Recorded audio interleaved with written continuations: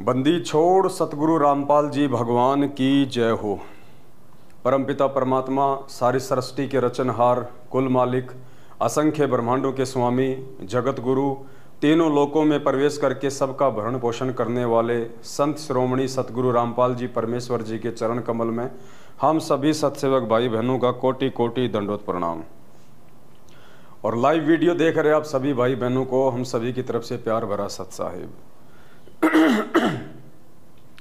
भाई और बहनों, दया परमपिता परमात्मा की, जिनके आशीर्वाद से एक बार फिर आप और हम सभी सत्सेवक भाई बहन सोशल मीडिया पर साथ संगति के माध्यम से अपने विचारों को लेके परमात्मा के सत्संगों को आधार बना के एक दूसरे के सामने रूबरू हैं।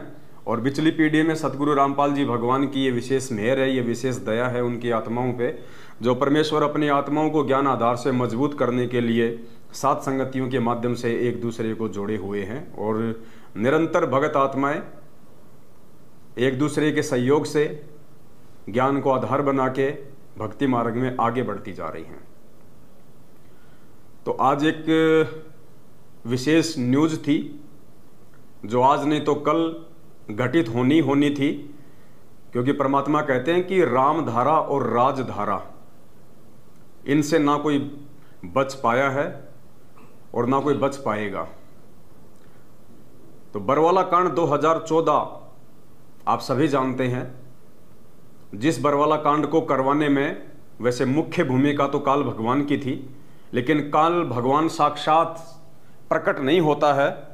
वो साक्षात प्रकट होकर अपना कोई काम नहीं करता है। वो दूसरी आत्माओं में प्रवेश करके या उनके अंदर कुप्रेरणा करके वो अपना काम निकलवाता है। तो 2014 से पहले ही इस काल भगवान ने सतलोक आश्रम मैनेजमेंट हरियाणा यानी पूज्य गुरुदेव सतगुरु रामपाल जी भगवान के कलयुगी परिवार को अपना मोहरा बना लिया था बरवाला कांड के लिए। उस परम संत को, उस मार्ग को जो वे आगे लेके जा रहे थे उसको अवरुद्ध करने के लिए, क्योंकि एक परमेश्वर की वाणी है कि जब तक हंसा हमरी आना काल लगे ना तेरा बाणा। गुरुदेव कहते हैं जब तक भगत मेरी आन कान में अर्थात मेरी मर्यादा में रहेगा, मेरे नियमों में रहेगा, गुरु को परमात्मा मान के भक्ति करेगा, तो काल उसको ठग नहीं सकता, काल उसको तोड़ नहीं सकता, काल उसके माध्यम से अपना काम निकलवा नहीं सकता। तो 2014 बरवाला कांड इसी बात का एक जीता जागता प्रमाण है कि काल भगवान ने गुरुदेव के कलयुगी परिवार को, जिसमें उनके बेटा बेटी भाई बंधु रिश्तेदार जवाई और कुछ स्टेट कोऑर्डिनेटर थे, जिनको मोहरा बनाया, क्योंकि इन सभी लोगों की मर्यादा टूटी हुई थी। ये सभी लोग सतगुरु को मानुष मानते थे और चापलूसी सतलोक आश्रम बरवाला में पूज्य गुरुदेव जी के छोटे कलयुगी भाई महेंद्र भगोड़े की करते थे।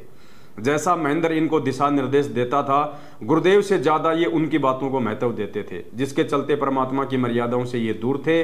काल भगवान ने इन सभी आत्माओं को मोहरा बनाया और आज आप देख ही रहे इन्होंने संगत को कहां से कहां पहुंचा दिया है। कहां संगत बेचारी परमात्मा की गोद में बैठी हुई थी और कहां पिछले 7 वर्षों से इन्होंने संगत और परमात्मा के बीच में सैकड़ों कोस की दूरी पैदा कर डाली है।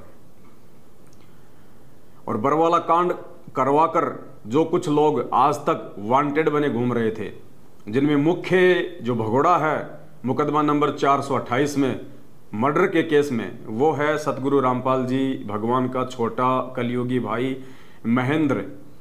उसके बाद में नंबर आता है संजय खानपुर वाला, जो कि गुरुजी की कलयुगी बेटी मंजू का पति है। और भी बहुत सारे लोग हैं, कुछ लोग अभी अंदर हैं, कुछ लोग बाहर हैं, भगोड़े की भूमिका में हैं, लेकिन मुख्यतः ये 4-5 लोग ही थे, जिनमें से कुछ लोग तो बरवाला कांड के दौरान ही पकड़े गए थे, कुछ लोग बाद में पकड़े गए जो अभी बाहर जमानत पे घूम रहे हैं।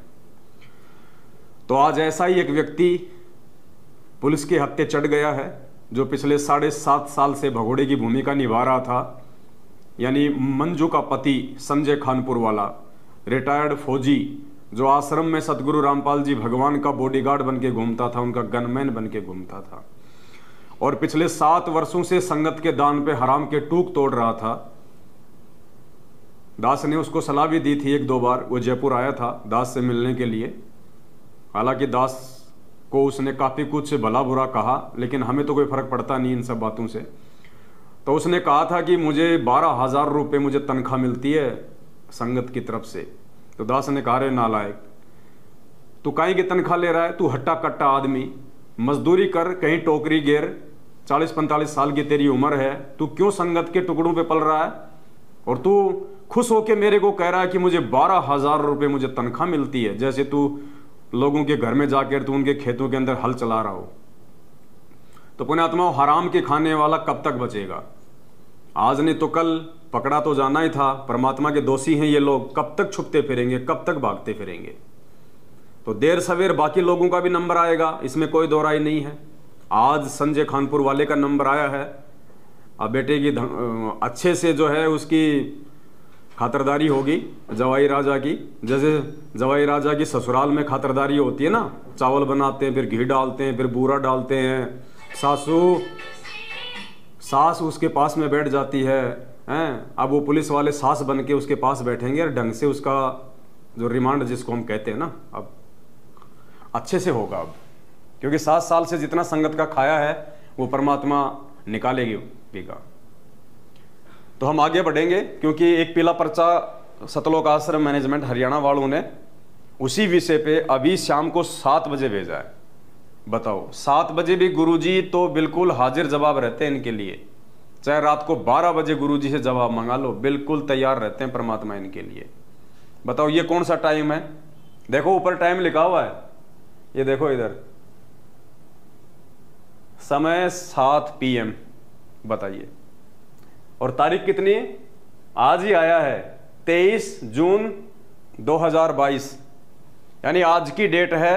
अभी तकरीबन 2 घंटे पहले आया है 7 बजे, जबकि जेल 4:30-5 बजे ही बंद हो जाती है। लेकिन 7 बजे का इन्होंने ये पर्चा भेजा है कि 7 बजे संत रामपाल जी महाराज जी ने हिसार जेल से सर्व संगत के लिए एक स्पेशल फरमान भेजा है। तो फरमान आपको एक बार पढ़ के सुना देते हैं। और पकड़ाने वाले भी मैनेजमेंट के ही लोग हैं। दास ने आपको एक बार कहा था पुण्यात्माओं कि मैनेजमेंट के अंदर 3-4 गुट बने हुए हैं। मैनेजमेंट में 3-4 खेमे बने हुए हैं, और इन लोगों ने केवल संगत को मोहरा बना के धर्म को धंधा बना रखा है। इन्हें भक्ति से, ज्ञान से कोई मतलब नहीं है। ये यदि ज्ञान प्रचार करवाते हैं तो सिर्फ अपने स्वार्थ के लिए करवाते हैं कि ज्यादा से ज्यादा लोग नाम दीक्षा लेंगे तो ज्यादा से ज्यादा हमारे पास ज्योति, दान और पाठ का पैसा आएगा। वरना इन लोगों को कोई मतलब नहीं है दुनिया में ज्ञान फैलाने का। अगर इनको खुद को ज्ञान होता, अगर इन मैनेजमेंट वालों को, सतलोक आश्रम वालों को, गुरुजी के परिवार वालों को अगर खुद को ही ज्ञान होता, आध्यात्मिक ज्ञान होता या कोई सामाजिक ज्ञान होता, पुण्यात्माओं ये बरवाला कांड ही ना होता। अगर इनको खुद को ज्ञान होता तो परमात्मा के बच्चों को कौन वहां पे काले कपड़े पहना के बैठा था? कौन परमात्मा के बच्चों को उनके हाथों में डंडे, लठ, पत्थर, पेट्रोल बम और बंदूक देके पुलिस वालों के सामने मरने मारने के लिए खड़ा करता? तो इनको खुद को ही ज्ञान नहीं, दुनिया को क्या शिक्षा देंगे? ये जितने भी टीवी चैनलों पे इन्होंने सत्संग चलवा रखे हैं, बेचारे भोले भाले भक्तों को मोहरा बना के फ्री के मजदूर पकड़ के जो ये गांव-गांव में जो पुस्तकें बंटवाते हैं केवल अपने धार्मिक धंधे के लिए। इन्हें केवल अपने धंधे से मतलब है, संगत से मतलब नहीं है, इनको दुनिया से मतलब नहीं है, इनको भक्ति और भगवान से मतलब नहीं है। इनको केवल पैसों से मतलब है कि बस पैसे मिलते रहें, हमारा काम होता रहे। और दास का ये जो भगोड़ा जो पकड़ा गया है, बरवाला कांड का मुख्य दोषी मंजू का पति संजय खानपुर वाला, मेरा इससे कोई राग द्वेष नहीं है। ना इसने मेरी कोई जमीन हड़प रखी है, ना इसने मेरे कोई पैसे मार रखे हैं, ना मैंने उसकी जमीन हड़प रखी है, ना मैंने उसके कोई पैसे मार रखे हैं। लेकिन जो सत्य है वो कहना हमारी सेवा है। ये परमात्मा का दोषी है, इसलिए पूरी संगत का दोषी है ये। और 7.5 साल से संगत के दान पे हराम के टूक तोड़ रहे थे ये। आज ये पकड़ा गया है देर सवेर, क्योंकि कहते हैं ना कि परमात्मा के घर में देर है, अंधेर नहीं है। तो एक न एक दिन सबका नंबर आएगा, और ये समय नजदीक आता जा रहा है। ये परमेश्वर के बाहर आने का भी समय नजदीक आता जा रहा है, और परमेश्वर उसी दिन बाहर आएंगे जिस दिन ये सारे के सारे दोषी, चाहे वो क्रोथा कांड के हों, चाहे बरवाला कांड के हों, ये महेंद्र भगोड़े से लेके जितने भी भगोड़े हैं, जितने भी ये दोषी लोग हैं, जब तक ये लोग सलाखों के पीछे अंदर नहीं हो जाते हैं तब तक परमात्मा बाहर नहीं आने वाले। तो धीरे धीरे एक एक करके सारे भगड़ों का नंबर आ रहा है, सब अंदर जाएंगे, सबकी हड्डियां टूटेंगी। और अब क्या करेगा ये जाके, जैसे इसके बाकी भाइयों ने किया था, जेल जाके गुरु जी के खिलाफ ही बॉन्ड भर देगा, गुरु जी के खिलाफ अपने बयान देगा।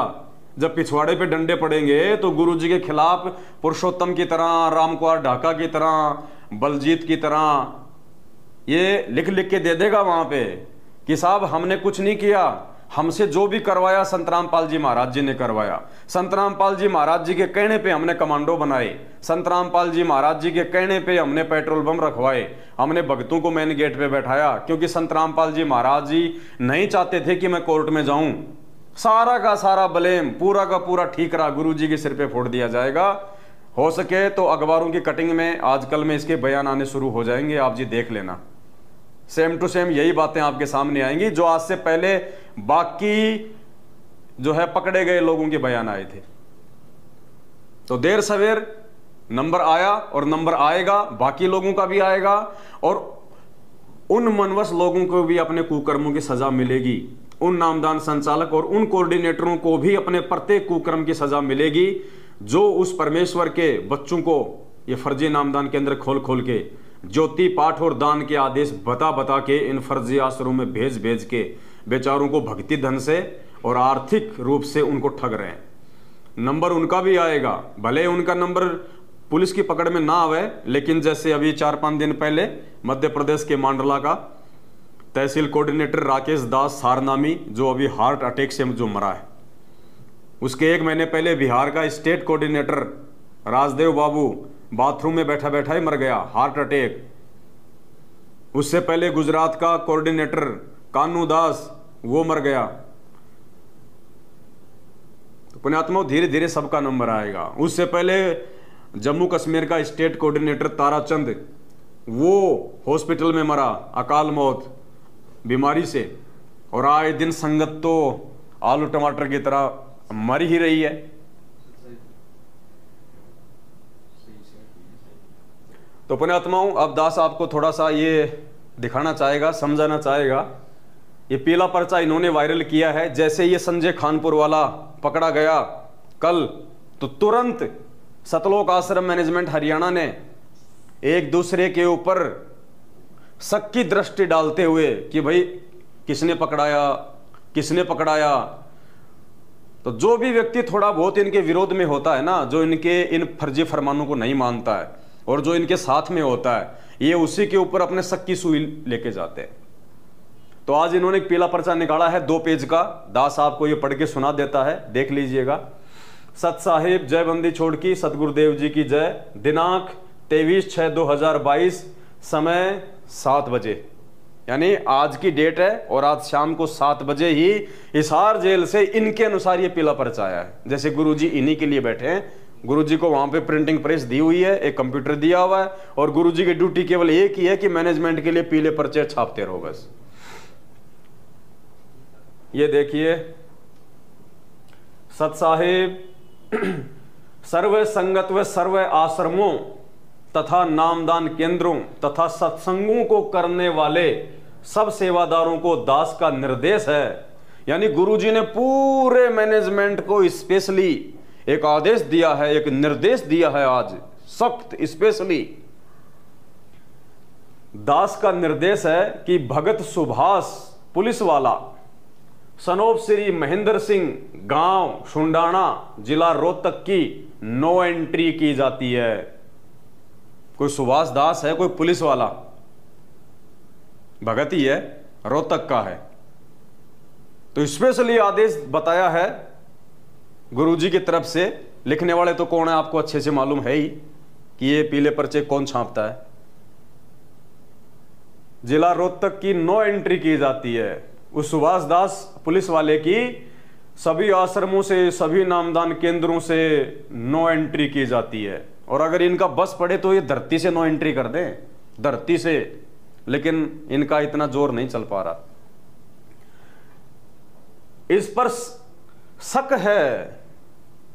अब बताओ, अरे भगवान किसी पे शक करता है क्या? पुण्यात्माओं विचार करो, ये क्या साबित कर रहे हैं गुरु जी को? आप और हमारे जैसा 2 कोटि का जीव क्या कह रहे हैं? देखो, इस पर शक है कि इसने भगत संजय दास खानपुर वाले को सीआईडी करके पकड़वाया है। यानी ये संगत ने विचार करना है। ये तो जो मर्जी लिखेंगे इस पीले पर्चे में, इनका तो काम है, काल भगवान इनकी बुद्धि पे बैठा हुआ है, पेन कॉपी इनके हाथ में दी हुई है, ये जो मर्जी लिखेंगे। लेकिन आपको ये पीला पर्चा दिखाने का दास का मतलब क्या है कि आप लोग समझो, इसकी लिखावट को समझो, इस पीले पर्चे के शब्दों को समझो। क्या वो परमात्मा भी किसी पे शक करेगा? क्या भगवान भी शक करने लग गया? एक तरफ तो हम गुरु जी को अंतर्यामी कहते हैं कि अंतर्यामी एक तुम, आत्म के आधार, जो तुम छोड़ो हाथ तो मैं कौन उतारे पार। अरे अंतर्यामी को शक करने की क्या जरूरत है? अंतर्यामी तो सीधा सीधा बोल दे कि भैया इसी ने पकड़वाया है और कोई दूसरा नहीं है, यानी बात खत्म। अब ये शक की बात कहां से आ गई? पुण्यात्मा, शक कौन करेगा? शक वो व्यक्ति करेगा जिसको सच्चाई का नहीं पता है, जिसको हकीकत का नहीं पता है, जो 50-50 है, जिसको संदेह है कि वो भी हो सकता है और वो भी हो सकता है। तो यहां पे गुरुजी के नाम से ये पीला पर्चा लिखा गया है और कह रहे हैं कि गुरुजी को शक है। यानी गुरुजी लिख रहे हैं इस पीले पर्चे में मैनेजमेंट के अनुसार कि मेरे को शक है। यानी बिना कोई चीज फाइनल, बिना कोई परमाणु के क्या हमारे गुरुजी कभी कोई बात बोलते हैं? हमारे पूज्य गुरुदेव जी की सबसे बड़ी खासियत क्या है? सबसे बड़ी खासियत है कि हमारे गुरुदेव कोई भी शब्द अपने मुख कमल से उस समय बोलते हैं जब उनके पास में उसके विषय में 10 प्रमाण होते हैं, उनके पास में वो सबूत होते हैं। जैसे परमात्मा ने ब्रह्मा विष्णु महेश की उत्पत्ति बताई, उनके माता पिता बताए, उनकी जन्म मृत्यु बताई, तो परमात्मा ने उनके 10 उनके एग्जाम्पल दिए, उनके सबूत दिए। और यहां क्या कह रहे हैं? गुरुजी को भी शक है। यानी गुरुजी आश्वस्त नहीं है, यानी गुरुजी अभी पूरी तरह से इस बात से अपरिचित हैं, आप और हमारी तरह 2 कोटि के जीव की तरह। तो भगवान भी शक करने लग गया, एक नया पॉइंट निकल के आया है। थोड़े दिनों में पता नहीं क्या क्या बना देंगे गुरुजी को, देखते जाना आप। अगर आप लोगों ने आंखें नहीं खोली ना, पता नहीं गुरुजी को क्या क्या बना देंगे ये। तो कह रहे हैं भगवान को भी शक है भाई।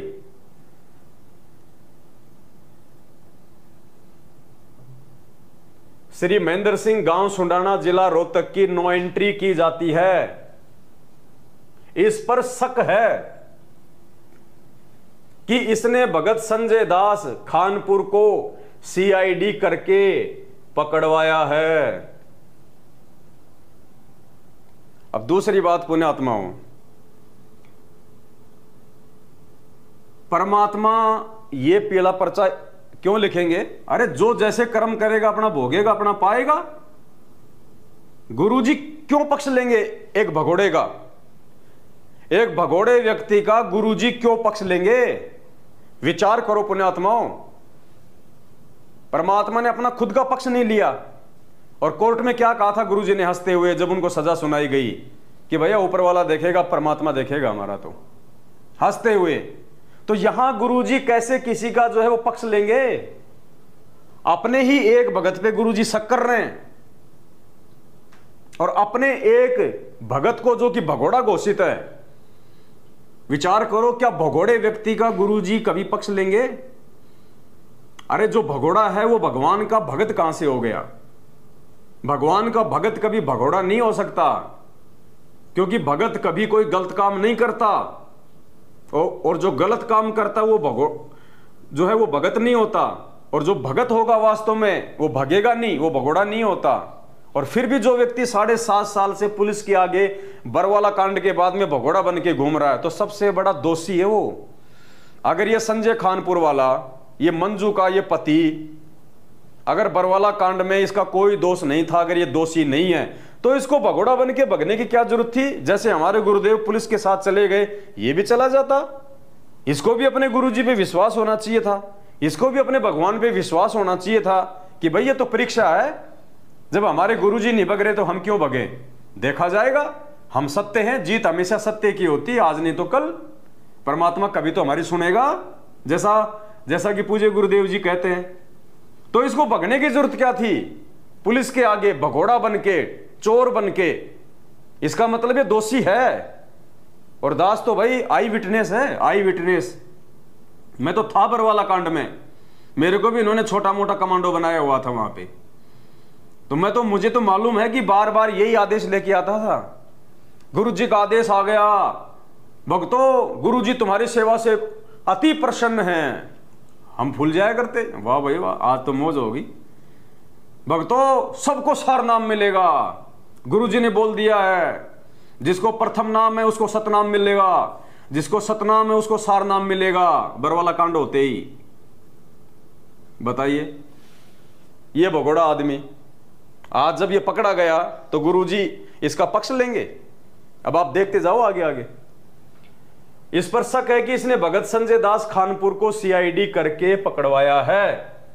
इसी के पुलिस विभाग के व्यक्ति ने तो यहां तक बताया है कि यह सुभाष हिसार से रोहतक इसी शर्त पर बदला गया है, इसने अपने भक्तों को पकड़वाने का वायदा किया है। अब आगे क्या लिखा जा रहा है कि जो इसके साथी भगत हैं, जो पुलिस में हैं, इसके डिपार्टमेंट में हैं, सुभाष के डिपार्टमेंट वाले तो यहां तक कह रहे हैं कि ये पहले हिसार में था ये पोस्टेड, और इसको रोहतक में केवल इसीलिए पोस्टेड किया गया है कि इसने बरवाला कांड के जो भगोड़े भगत हैं उनको पकड़वाने का वायदा किया था हरियाणा प्रशासन को कि आप लोग मेरा जो तबादला है वो हिसार से रोहतक कर दो, और मैं वादा करता हूं कि बरवाला कांड के जितने भी भगोड़े हैं एक एक करके मैं सबको पुलिस को पकड़वा दूंगा। मतलब ये कंफर्म न्यूज बता रहे हैं गुरुजी। अगर ये कंफर्म है तो फिर पुण्यात्मा फिर ऊपर वो शक कौन कर रहा है? फिर शक करने की गुंजाइश कहां रह गई? फिर जब इतना कंफर्म हो गया, इसके डिपार्टमेंट वाले यहां तक बता रहे हैं कि इसका तो प्रमोशन, इसका तो तबादला इसलिए हुआ हिसार से रोहतक में कि इसने भक्तों को पकड़वाने का वायदा किया था, तो फिर शक की बात कहां रह गई? फिर गुरुजी शक क्यों लिखेंगे ऊपर कि हमें शक है? जब इतना बड़ा पुख्ता प्रमाण आ गया सामने, उसी के लोगों ने कह दी ये बात, फिर वो शक की बात यहां पे गुरुजी क्यों करेंगे कि हमें शक है?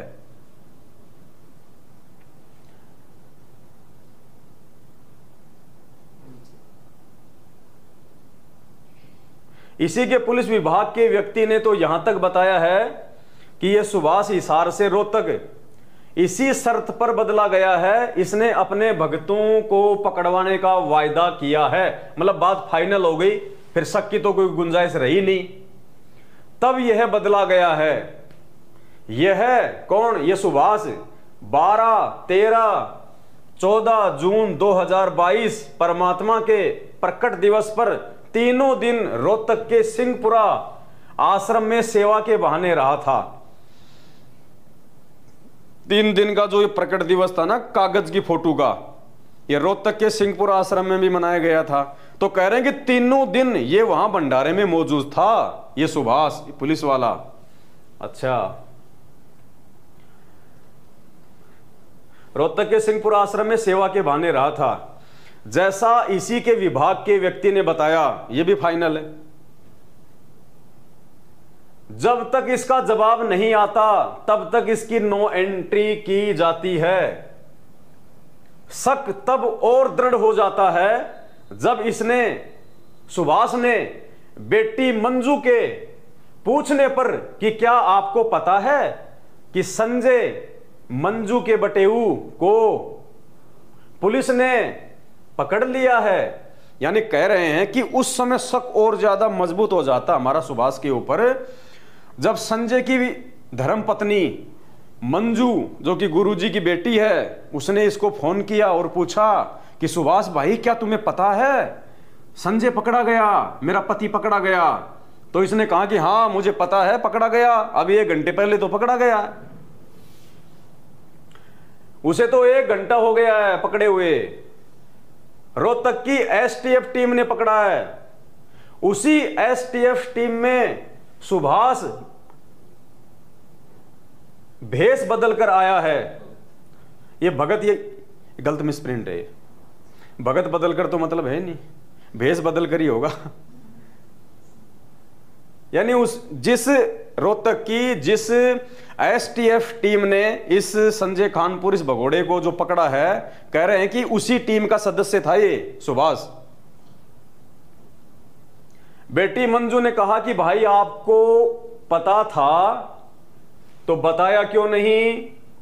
उत्तर था कि ध्यान नहीं रहा, कि भाई मैं भूल गया बताना, मुझे मालूम था कि तेरा पति पकड़ा गया और घंटा भर हो गया, लेकिन मैं बताना भूल गया। अब देखिए आगे क्या कह रहे हैं गुरुजी इन लोगों की तरफ से। यदि भगत सुभाष का स्पष्टीकरण संतोषजनक नहीं मिला तो इसको गुरुद्रोही घोषित किया जाएगा। अब पहले तो उस पर इतने शक किए जा रहे हैं, फिर उसके डिपार्टमेंट के लोग भी बता रहे हैं, और अभी भी क्या कह रहे हैं कि एक बार सुभाष से पूरी बात कर लो, अगर संतोषजनक कोई जवाब नहीं मिलता है तो फिर उसको गुरुद्रोही घोषित कर दो। यानी गुरुद्रोही, फिर इसका मतलब गुरुजी घोषित नहीं कर रहे, गुरुद्रोही तो मैनेजमेंट घोषित करेगा। अगर मैनेजमेंट अगर संतुष्ट हो गया तो ठीक है, ये गुरु भगत है, और मैनेजमेंट यदि संतुष्ट नहीं हुआ तो ये गुरुद्रोही है। तो विचार करो भाइयों, गुरुद्रोही कौन घोषित कर रहा है? गुरुजी कर रहे हैं या मैनेजमेंट गुरुद्रोही घोषित कर रहा है? देखो ये क्या लिख रहे हैं, यदि भगत सुभाष का स्पष्टीकरण संतोषजनक नहीं मिला तो इसको गुरुद्रोही घोषित किया जाएगा। यदि सच में यह गलती की है तो परमात्मा का दोषी है।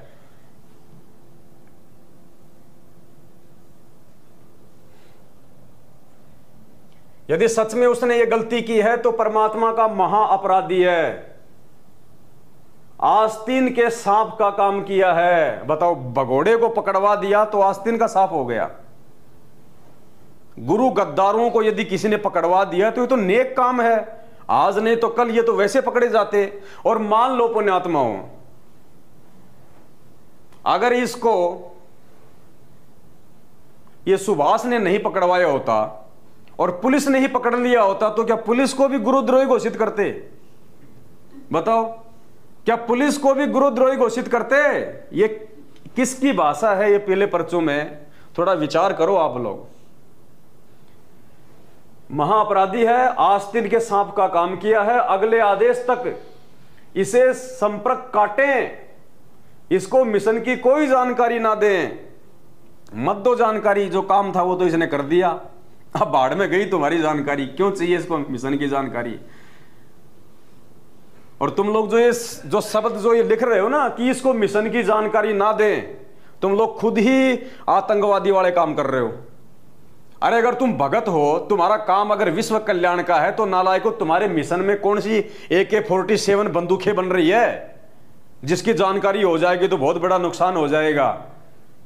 अरे भगत कभी कोई छुपा के काम करता है क्या? भगत कोई आतंकवादी होता है क्या? भगत कोई 2 नंबर का काम करता है क्या जो उसके मिशन की जानकारी हो जाएगी? तुम ज्यादा से ज्यादा क्या करते हो? पुस्तकें छपाते हो, टीवी पे सत्संग चलवा रहे हो, भगतों से दान का पैसा खा रहे हो। अगर तुम AK-47 बंदूकें बना रहे हो जब तो भाई बात अलग है। तो कह रहे हैं इसको मिशन की कोई जानकारी ना दें, जैसे तुमने बहुत बड़ा कोई महाकल्याण का काम छेड़ रखा हो। भक्तों को ज्योति पाठ के नाम पे लूटते रहते हो, साल में 3-4 तुम्हारे दिवस आ जाते हैं, बस ये तुम्हारा मिशन है, ये तुम्हारा काम है। और कौन सा मिशन है भाई तुम्हारा? बताइए। लोगों को ठगने के अलावा, लोगों को लूटने के अलावा, सतगुरु रामपाल जी भगवान के आदेशों की आड़ में, उनके सत्संगों की आड़ में, उनकी पुस्तकों की आड़ में तुम्हारा दूसरा मिशन है क्या जिसकी जानकारी हो जाएगी तो तुम्हें बहुत बड़ा नुकसान हो जाएगा? आगे क्या लिखा है देखो, गुरुजी। नीचे क्या लिखा है फिर? जैसे बाकी लेटर में आता है संत रामपाल दास, यानी लेटर लिखने वाला, यहां क्या लिखा है? गुरुजी। अब गुरुजी खुद लिखेंगे क्या? गुरुजी। इसका मतलब ये पीला पर्चा कोई बाहर लिख रहा है और नीचे लिख रहा है फिर वो गुरुजी, कि गुरुजी ने भेजा है जेल से। अगर कोई जेल से लेटर लिख के भेजेगा तो गुरुजी लिख के नहीं आता, उसका नाम आता है, क्योंकि जेल वालों के लिए गुरुजी नहीं है, जेल वालों के लिए वो एक कैदी है, वो एक मुजरिम है। और जेल से यदि कोई लेटर आएगा तो उसका नाम लिखा हुआ आता है, ऐसे नहीं आता। और आज ये एक लेटेस्ट एक न्यूज है, ये कोई लॉर्ड बुद्धा फाउंडेशन है,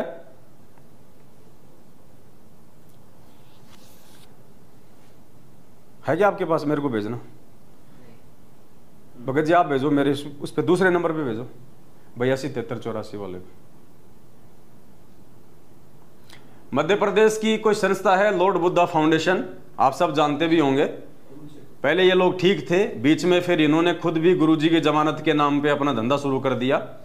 तो इन्होंने अभी महीने भर पहले हिसार जेल में कोई आरटीआई लगवाई थी कि भाई हिसार जेल से संत रामपाल जी ने कोई लेटर, कोई वीडियो, कोई ऑडियो, कोई पत्र, कुछ संदेश कोई भेजे हैं क्या आज तक 7 साल से, जब से वे जेल में गए हैं?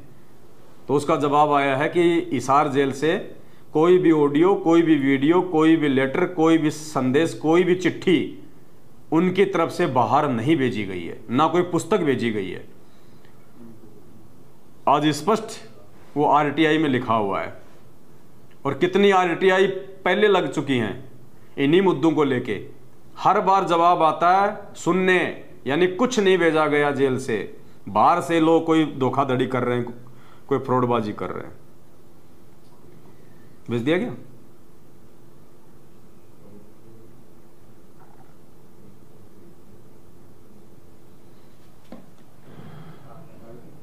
तो ये है वो सुभाष दास पुलिस वाला, 2 स्टार, क्या होता है 2 स्टार?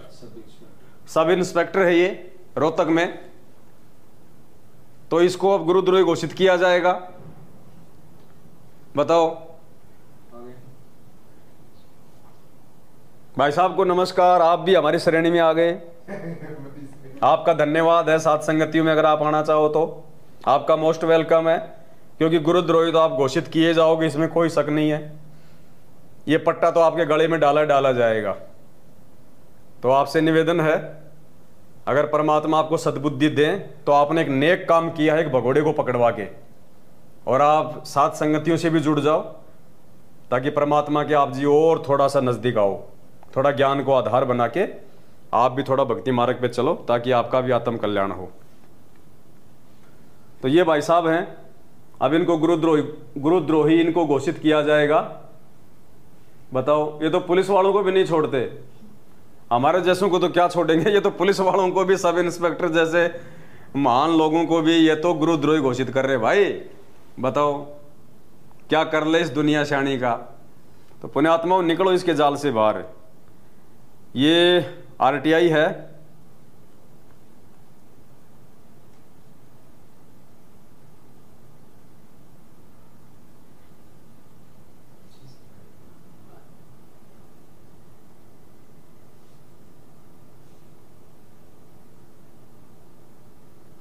ये दास आपको थोड़ा पढ़ के सुनाएगा। राज्य जन रणजीत पैलेस, सूरजपोल, रतलाम, मध्य प्रदेश, क्रमांक 3165, यानी ये आरटीआई का नंबर है 3165, दिनांक 27 मई 2022, यानी अभी ये तकरीबन 20-25 दिन पहले की है। तो इसमें इन्होंने क्या सूचना मांगी थी? जेल से मांगी गई सूचना, संत रामपाल दास जी केंद्रीय जेल नंबर 2 हिसार में वर्ष 2015 से बंद हैं के द्वारा वर्ष 2015 से अप्रैल 2022 तक की अवधि में संत रामपाल दास जी द्वारा जेल में रहते हुए जेल से बाहर पुस्तक, पैम्पलेट, संदेश, ऑडियो, वीडियो जारी हुए की प्रमाणित प्रतियां। तो सामने इसका ये जवाब लिखा हुआ है आरटीआई में, प्रदान की गई सूचना, कोई पुस्तकें, पैम्पलेट, संदेश, ऑडियो व वीडियो इत्यादि इस कार्यालय द्वारा प्रेषित नहीं किया गया है, इसलिए सूचना शून्य है। यानी आज तक 7.5 साल हो गई, हिसार जेल से संत रामपाल जी ने ना कोई पुस्तक जेल से लिख के भेजी, ना कोई ऑडियो भेजी, ना कोई वीडियो भेजा, ना कोई संदेश भेजा संगत के लिए, ना कोई मैसेज भेजा, ना कोई पर्चा भेजा, ना कोई चिट्ठी भेजी। ये आरटीआई कह रही है गवर्नमेंट डॉक्यूमेंट्स हैं, तुम लोग मूर्ख बन सकते हो, सरकार मूर्ख नहीं होती है। नंबर 2, संत रामपाल जी द्वारा जेल में रहते हुए दिनांक 16/3/2022, 20/3/2022 व 21/4/2022 को जारी संदेश एवं दिनांक 11/3/2022 को डीजीपी राजस्थान जयपुर के नाम पत्र जेल में जारी हुए, उनकी जेल अभिलेख की प्रमाणित प्रतियां, यानी इस पवन दास को पकड़वाने के लिए जो आजकल ये फर्जी लेटर लिए घूमते हैं ना, ये थानों में हमारी साथ संगतियां रुकवाने के लिए कि राजस्थान के डीजी के नाम पे इन लेटर जारी किया है, तो वो भी इन्होंने सूचना मांगी कि राजस्थान जयपुर डीजी के नाम पे कोई लेटर जारी किया गया क्या। तो सूचना आई है कोई संदेश व पत्र इत्यादि इस कार्यालय द्वारा प्रेषित नहीं किया गया, इसलिए सूचना शून्य है। बिल्कुल स्पष्ट कर दिया, सब बकवाद है, सब फर्जीवाड़ा है, सब झूठ है। संत रामपाल जी की तरफ से आज तक ऐसी कोई सूचना, कोई ऑडियो वीडियो पत्र लेटर कुछ नहीं भेजा गया। अब ये गवर्नमेंट कागज है भाई, इनको भी अगर कोई गधा नहीं माने तो फिर तो भाई उसका तो राम ही रखवाड़ा। फिर राज्य जन सूचना अधिकारी कम जेल अधीक्षक केंद्रीय जेल नंबर 2, ये उनके सिग्नेचर हैं, ये है पूरा सिस्टम। ये अब बताओ, आपकी आंखों के सामने है सारा, आरटीआई है, सब कुछ है। तो थोड़े दिनों में भाई साहब का भी पीला पर्चा आ जाएगा, आधा तो आ गया है, आधा और आ जाएगा। अगर इनके जवाब से अगर महेंद्र भगोड़ा संतुष्ट नहीं होता है तो इनको भी गुरुद्रोही घोषित कर दिया जाएगा। तो पुण्यात्माओं, इस काल भगवान के जाल से निकलो, परमात्मा दया करे, साथ संगतियों से जुड़ो, मालिक की शरण में आओ। एक ये छोटी सी सूचना थी जो आप सभी भगत भाई बहनों को देनी थी, परमात्मा के आशीर्वाद से आप जियों को दी गई है।